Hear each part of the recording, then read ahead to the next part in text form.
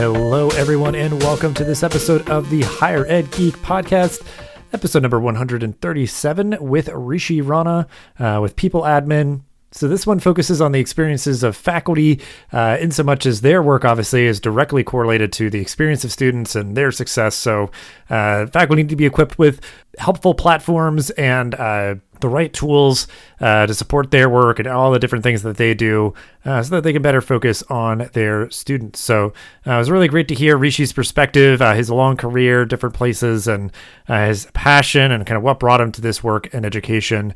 So definitely check out PeopleAdmin and connect with Rishi to keep the conversation going.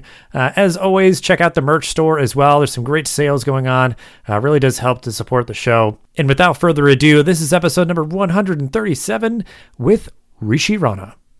All right. I am excited today to be exploring things a little bit more on the faculty side of things, world that I'm not terribly familiar with. So always do appreciate these opportunities as we've been lucky to have them this season to kind of explore areas that we've not delved into in the show and certainly are going to be very educational for me. So we'll start out as we always do with introductions and professional journeys. Rishi, if you want to just tell everybody kind of how you got to be where you are today.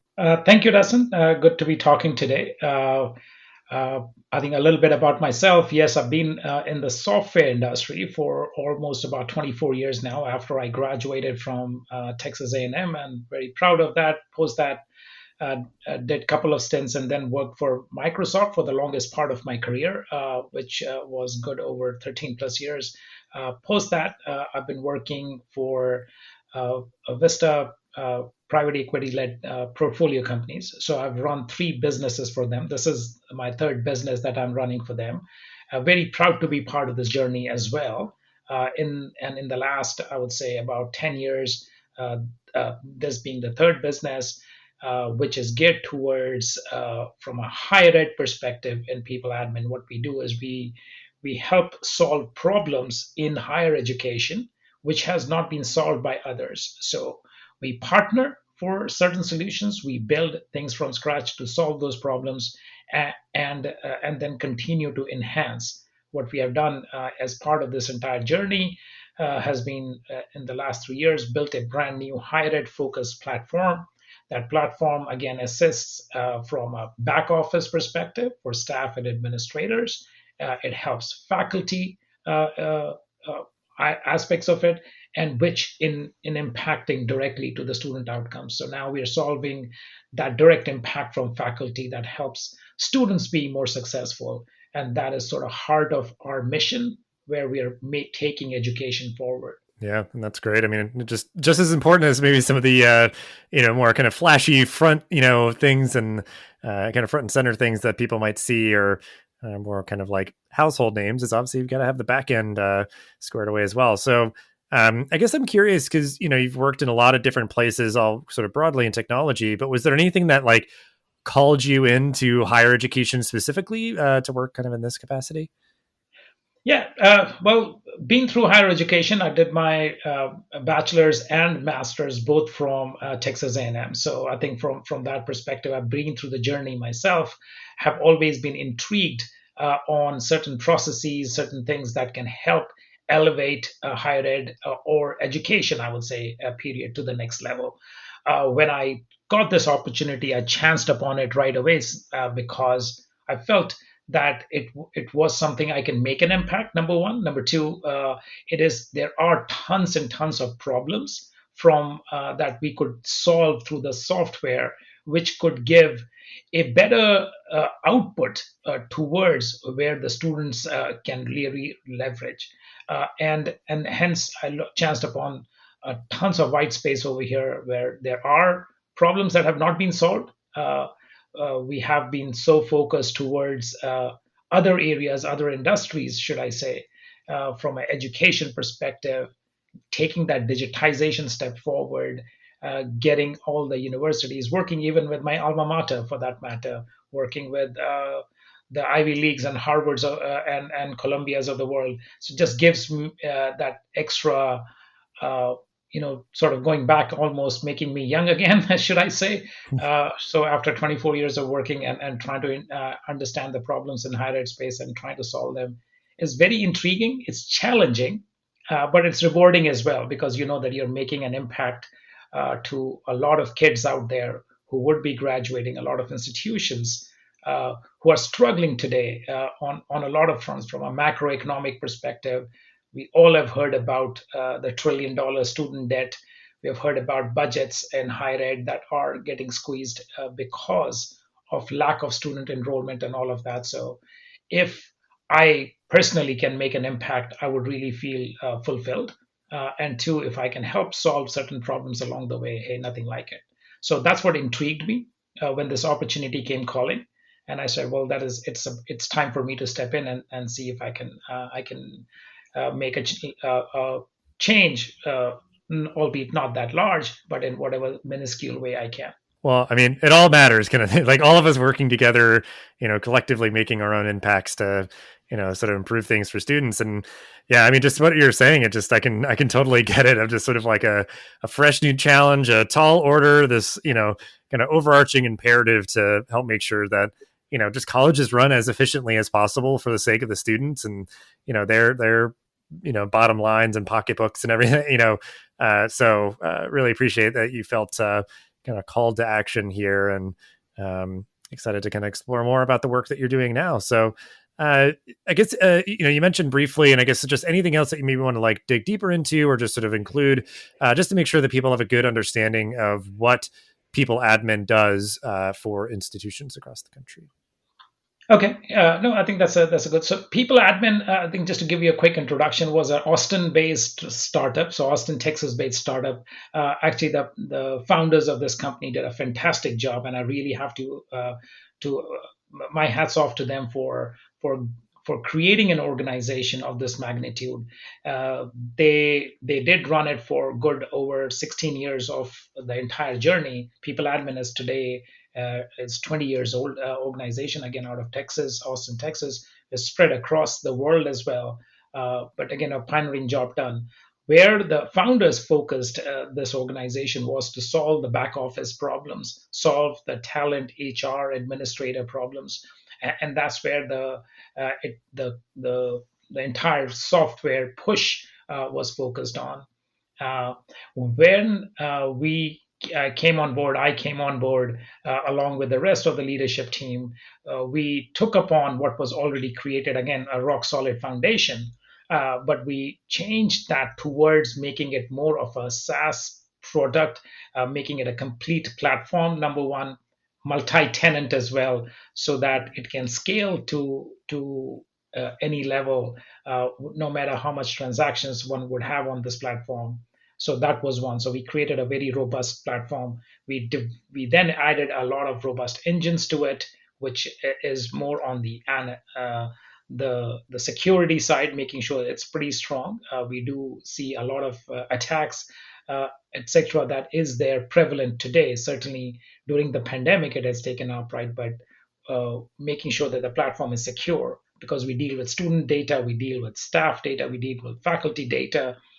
It has to be secure, and it cannot be broken into. So took some special measures there of that engine, making sure that we also provided what is a good analytics engine on top of it. So making sure that any data that we have, how do we make sure that that's available on fingertips of faculty and administrators, be it provost or deans of colleges, where you can it's insight at the point of action. So is our solution, is our software providing that insight that whether you are an able administrator of a college or for the entire university, are able to look at that and take an action? And two, are we able to then help digitize so that you don't have to re-enter that data multiple places in order to reap the results? So with that as focus, we continue to build our software. Now, what we have done is taken from there, we have expanded to making it a marketplace of higher ed connectors. In higher education, as I stepped in, I soon saw the need for, there were silos within organizations. So there was software, but the software was not talking to each other. And there were multiple interoperability or interconnectivity problems.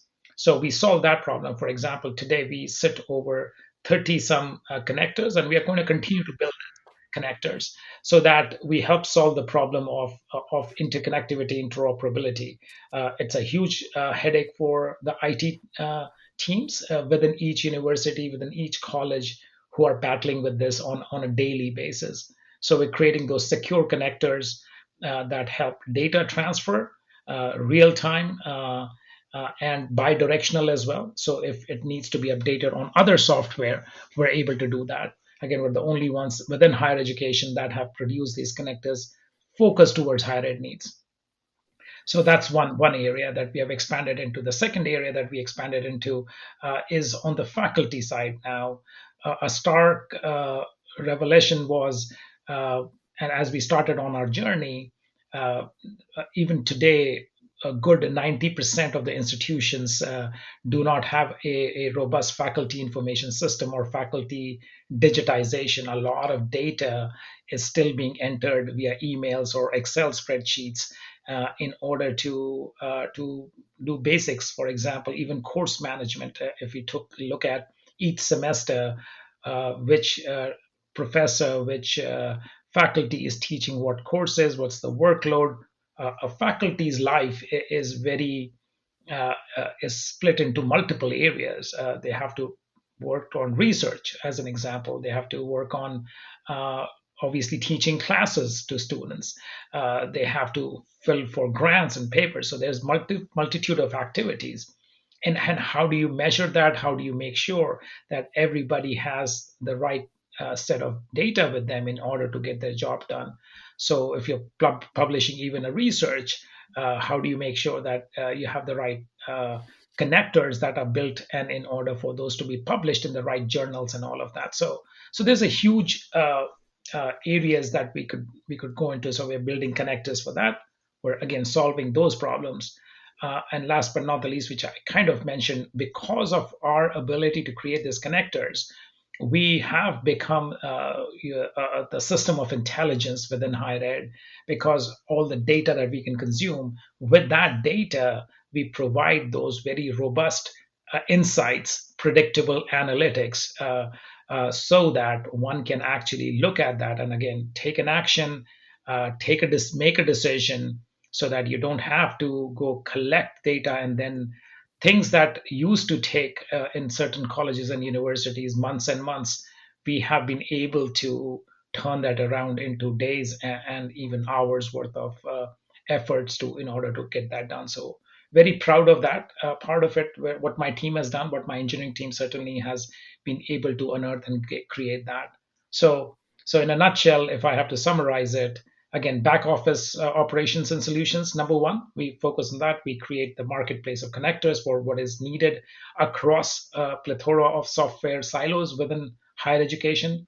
And then the third piece to it is the faculty information systems and digitization of that, which has with a direct correlation to student outcomes and student success. So how's faculty's teaching, etc., is impacting that. So again, we're the only ones throughout the software organization of my larger fraternity of software companies and organizations out there, that we are building that solution. Uh, we have scaled to a certain level. We have to do a lot of more work in order to be holistic across the board. Well, I appreciate you sharing all that context. It's certainly very helpful to know. And I mean, yeah, the idea, like, I'm sure it's ringing in people's heads just like mine, where it's like, oh, yeah, I mean, I guess there should be like a faculty information system, because I'm sure, they do a lot of different kind of work, and they're sort of ill served by if you have like, an HR system, and certainly obviously a student information system is tailored towards a completely different kind of constituency. So, yeah, I mean, helping faculty do all of the different things that they do that much better, and having kind of a common record, and yeah, there's analytics and reporting and everything. Obviously, so important. And obviously, it's a really crucial work that faculty are doing and should be able to focus on, or just kind of do efficiently, is supporting their students. But then there's a lot of other stuff going on too. So yeah.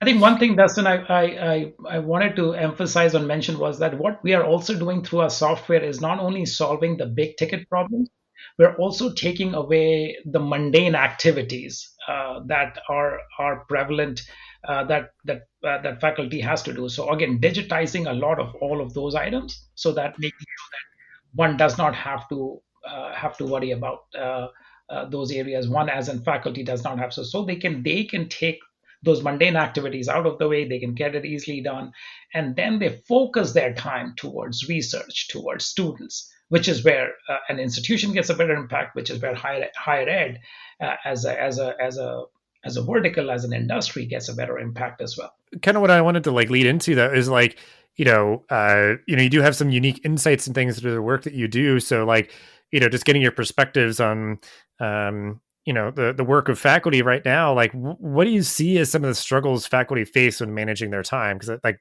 the whole sort of premise or purpose or need for like a faculty information system would say that there are some of those like friction points and like a lot of things that you mentioned of a kind of like, siloing and things. So what do you see as some of those struggles that faculty face managing their time? Yeah, I think that's a very good question, and I think that's one of the problems, one of the many problems that we are solving. So within that faculty information system, I think about entire life cycle management of a faculty. Faculty can be from an adjunct faculty to a full tenured faculty, towards different levels of rising up to all the way to the deans and provosts levels. So everyone has a journey towards that. So what is that life cycle looks like? We look at it from a faculty activity reporting. So activities, as we were talking earlier, was more on the lines of uh, uh, whether I'm teaching in a class, I as a faculty, I'm teaching a course or multiple courses each semester. How much of my time is going in research? Because obviously we have to, higher ed is the place where much of the problems are getting solved as well, and much of the higher level problems are getting solved. So where is that research time going in? And the third is more from an operational perspective or administrative perspective, where faculty has to spend a lot of time, whether it is in meetings, whether it is filling out grants, whether it is applying for those grants, whether it is applying for that research in different areas. So those being the three major ones. What we don't have today from a faculty digitization and information systems perspective is, for example, a dossier system, which is nothing but a file-based system where somebody can take it offline. I have a file explorer, for example, if I'm using Windows, or I'm using a Mac system. I store my documents in a certain folder. But faculty, because of the research and because of all the teaching and courses and course materials and tests and all of that, there is a plethora of documents that one needs to carry with them. And it needs to be digitized, that it is available anytime, anywhere. As a faculty, I can have it on my handheld devices. I could have the same version on my desktop. I could have the same version on my iPads, etc. So how do you make that? And it has to be offline. I can work on it offline. When I go online, I sync up, and it all gets synced up as well. So making it easy for that. And again, there's a lot of documentation that needs to be there. Uh, with that, we need what is a data service. In the data service, what we need is for all of these items to be connected to each other, whether I'm reporting on an activity within a university or a college. If I'm working on a research, how do I make sure that the right level and the right formatting and the right, and this is what I term as mundane activities, which is to say, uh, I'm doing research, I should focus on the research and the outcome of it, as opposed to the formats that I need to follow based on the journal acceptances and all of that. So how do I make sure that happens? And that data service helps transform a basic research written paper on a simple Word document into that research journal with the right level of changes and items that would be needing, and things, and point out for things that are missing as well, so that faculty can easily go and publish those out, or a team of researchers who are working on it can easily go fill that. So again, you're taking the mind towards where it can make the biggest of the impacts, and the lesser activities are all automated and helping get there. Last but not the least is actually how do I then correlate as from a perspective of based on the faculty inputs towards a student outcome. We could have, for example, a set of students in a certain semester with an average GPA of X, but you go to another semester with the same course, same things being taught. It is X minus 2 from a GPA perspective across the entire students. So one would like to understand what happened here. Was it that the students were not, was there part of the education that changed? Did we change certain course materials? Did we change the tests, the way we were testing, etc.? So there can be multiple variables towards what is working and what is not working. And again, with the goal that we have to impart knowledge, we have to impart knowledge as from a faculty perspective, from a student perspective. It is how do I learn and grow, and how do I gain those additional skills, and why I came here for an higher education. So are the skills being imparted correct?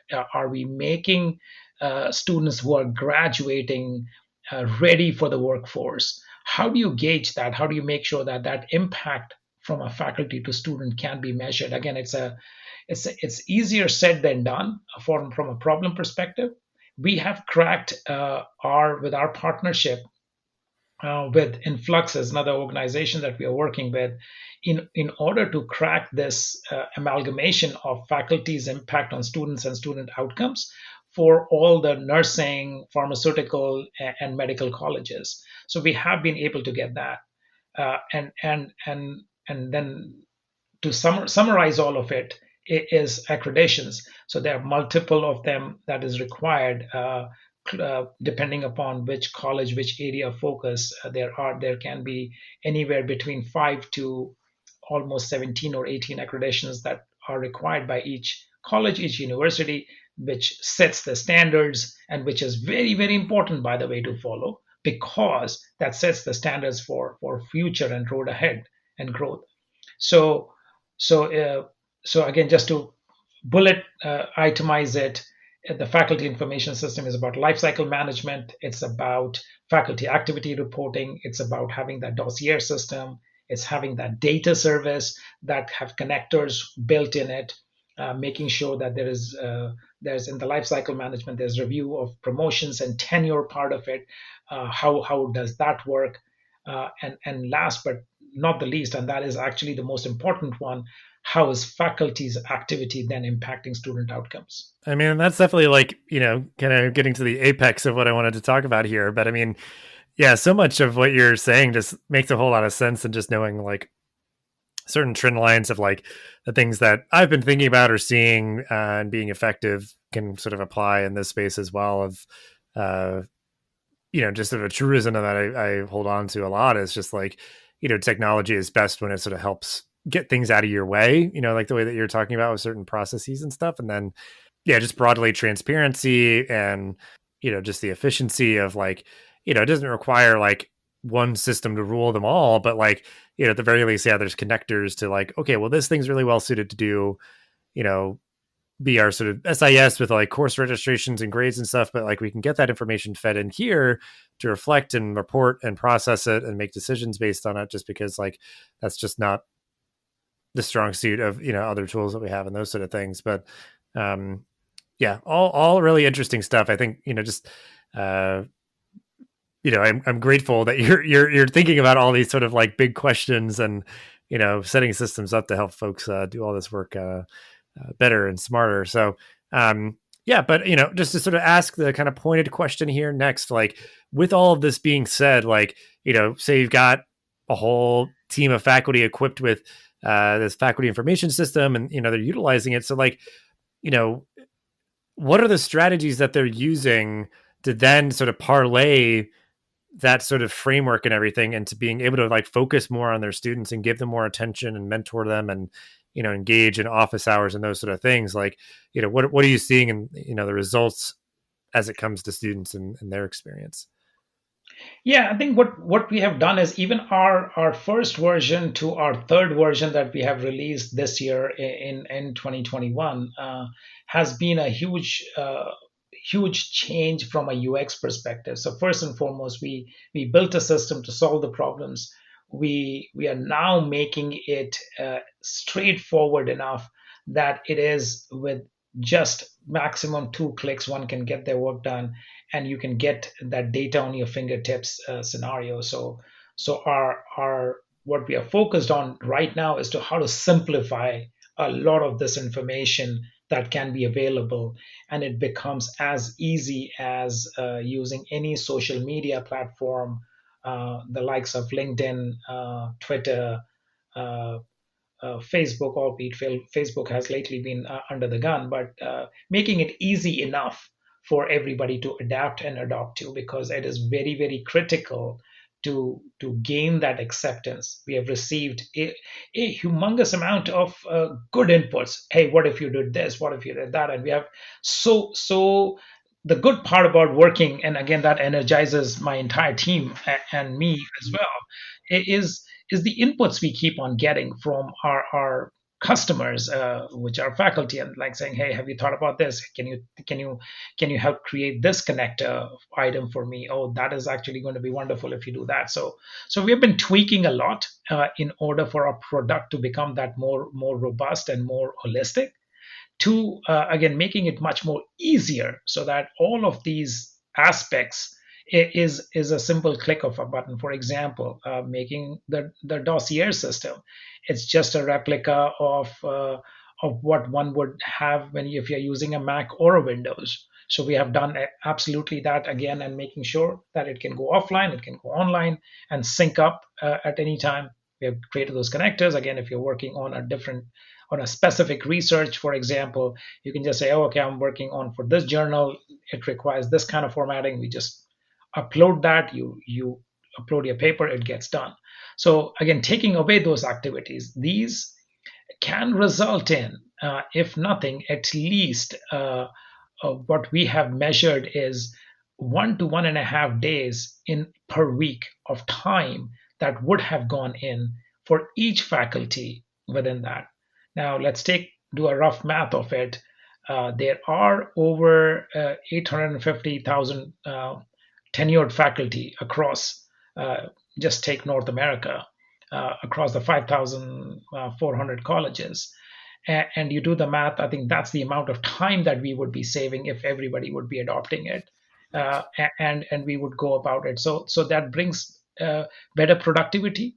And Dustin, to your point, that's where the faculty can provide more time to the students, more time, especially to the students who might be doing good in one course but might be struggling in the other one, and they have to gain a holistic skill set before they graduate. So holding those office hours, providing that extra help that the students at that time need.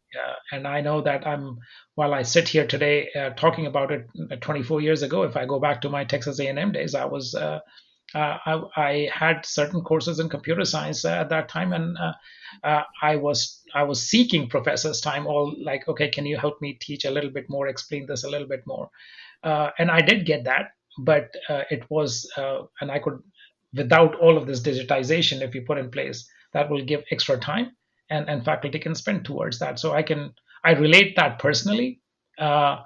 Albeit it's a generation of a difference, but then again, it's for us to solve the problems of now so that the future is better. Yeah, absolutely. Well, what made me think to get a segue to my next question is that,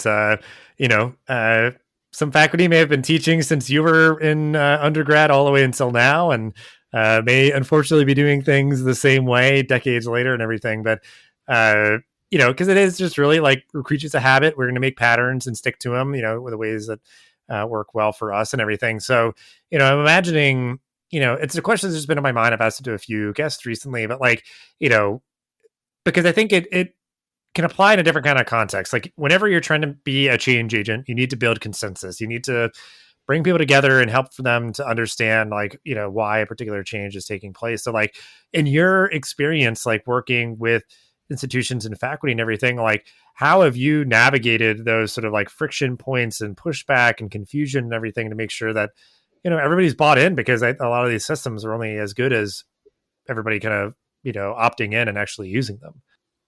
Yeah, no, absolutely true. I think what you say, it is, and that is, we have realized that our journey of adoption of the product, and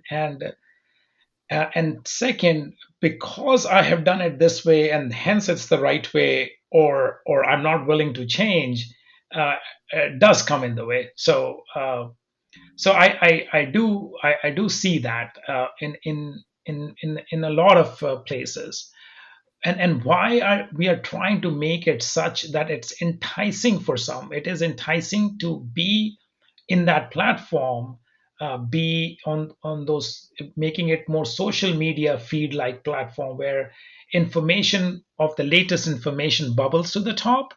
Your latest action items one needs to take bubbles to the top. So for example, if you're in managing a college, or you're managing a department, and you have to approve certain things, you have to approve a few areas, those action items bubble to the top, and our workflow engine is such that it will automatically continue to generate that part. We are also adding machine learning as an example to it, so it only gets better with more data as more data gets poured in.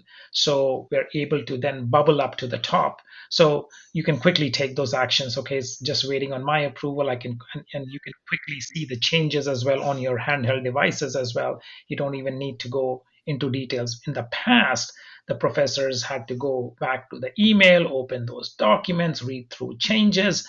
Here we're able to actually summarize it all, and making sure that you can take a decision in a jiffy, as opposed to spending hours on it. So that's one of the many changes which makes the life easy, and easier for everybody to go about it. The tasks that anybody's working on, and you have to provide an update. It is a tedious exercise today in a lot of colleges, where uh, they go around putting it on Excel spreadsheets, and then comparing and measuring and making sure that we have the time to accomplish all those tasks. Now, all of here, it's all automated. It can all be done.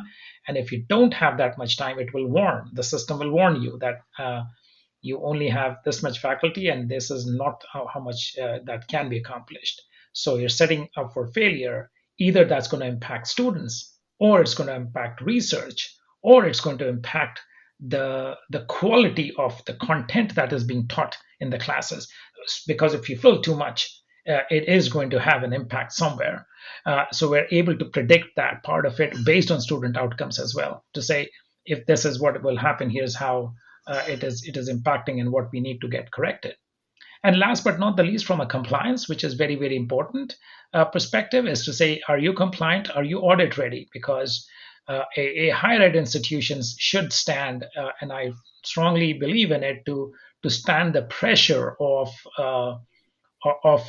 any kind of audit, because there's a lot of hard-earned money by parents who pay for their kids to go to college, and it should be such that any actions, anything that's been taught is auditable, and the money is going towards making students better before they got in and by the time they graduate. So all those compliances are all taken care of. You'll certainly have to fill data in order to be compliant, but then it is making it easier, and it's not a tedious exercise of months going through that. So again, all of that, we're trying to make it easy. Even from a tenure perspective, for example, again, moving from a adjunct faculty to a full-time faculty could be one area to look at, from different thing, moving from a full-time faculty to a tenured faculty, and what are the items that are required. Again, it's a very, very lengthy, long process, and rightly so, because you have to have the sanctity of that level that somebody has been given to. So making sure that all of that is vetted correctly. It has the right a number of reviews, both internally within the college, externally outside the institution. A lot of universities go for third-party evaluations as well before you go through a tenured process.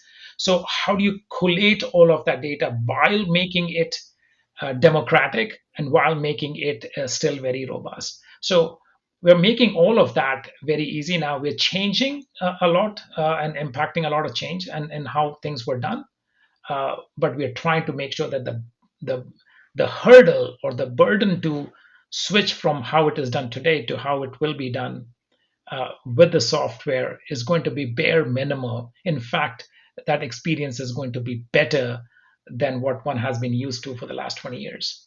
Yeah, I do feel like that is probably very compelling when you can kind of show your work and also just make sure that you're kind of uncovering potential blind spots or things where it's just like, yeah, like, would you hold up under kind of some scrutiny? Like if, something needed to be shared out and, all that. So I think, yeah, I mean, that just having, a clear understanding and aligning to sort of the pain points of faculty and everything and yeah, just generally like making their lives easier and helping them to do the work that they need to do better and smarter. So just I feel like that's like the line that I'm going to sort of kind of catchphrase here for this episode. So as we wrap up, we always like to ask people about any resources that you'd want to share relevant to this topic, any books, blogs, podcasts, or anything that we can put in the show notes.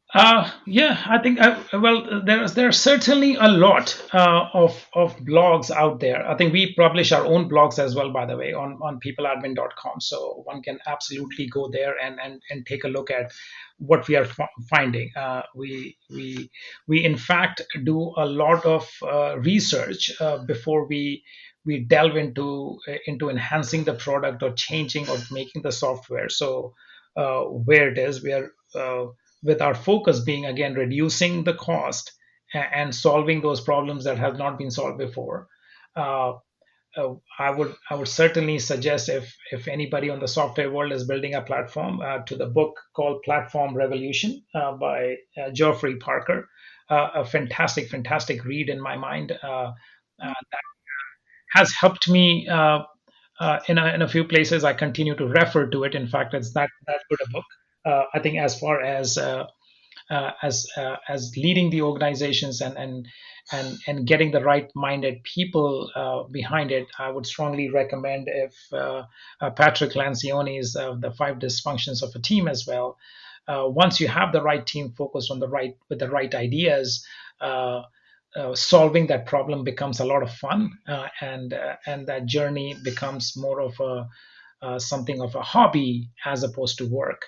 So that's what I'm inculcating in the team as we continue to build, as we continue to grow and hire more. By the way, we have a lot of positions open. So Dustin, if you have anybody, or if anybody else is listening to this, if they would like to apply, please go to our website at peopleadmin.com. We're actively looking for people who the like mindset, who would come and solve these problems ahead of us. Yeah, well, that's a great resource. I know a lot of people are always searching, so I appreciate you kind of raising a flag on that. But then as we end the episode, we do always like to end with a final thought or call to action or anything about this topic that you want to end the episode with. I think call to action is 90% of institutions not in North America, which is between US and Canada, I would say, which are the leading institutions across the globe, across the world. We really need to go adopt the digitization. We have to focus ourselves towards students and provide the impact that higher ed institutions should be providing, even greater than what we do today. Yeah, well said. And I appreciate all the knowledge and everything that you shared in this episode. We'll definitely have ways to connect with you and PeopleAdmin, the work that you all are doing, as usual, in the show notes. But just thank you so much for your time. I greatly appreciate it, and help me learn some things, and just helping everybody else to learn some things too. Well, thank you, Dustin. And I think your questions were quite intriguing. In fact, it made me push me to think through a lot of things. So thank you again for this talk. Thanks for listening to this episode of the podcast. Make sure to rate, review, and subscribe so you never miss an episode. Thanks again for listening, and we'll see you in the next episode of the Higher Ed Geek podcast.